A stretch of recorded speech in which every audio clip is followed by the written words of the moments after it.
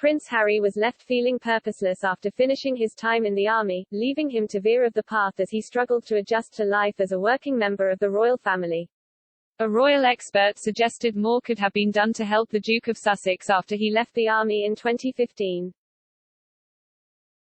Richard Eden told Palace Confidential on Mail Plus, "I think what happened with Harry is that he threw himself into the armed forces and he loved that, and I think he found his real mission in life there. That came to an end and that was when it got awkward and a bit like it had with Prince Andrew as well. The army was so good at giving him that sense of life and direction and order, and it's really difficult when that ends." He added, more could have been done possibly to carve out a role for the second in line to the throne. Royal expert Charlotte Griffiths agreed, saying, "I don't think Harry made it that easy for them. The army was the best thing that happened to him. I don't think they should have let him leave the army. I don't know what the circumstances were around him leaving, but that's when he seemed to veer off the path." Prince Harry spent 10 years in the armed forces, after joining Sandhurst in 2005.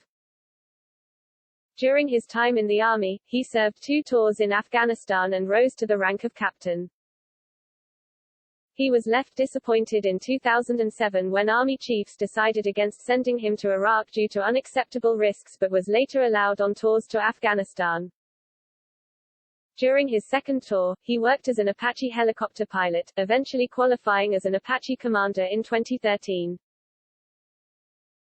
He said that his time in the army was as normal as it's going to get for him.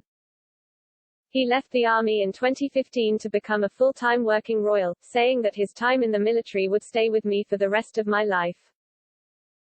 Following his departure, he became a patron for a number of military-related organizations, including Walking with the Wounded for injured veterans.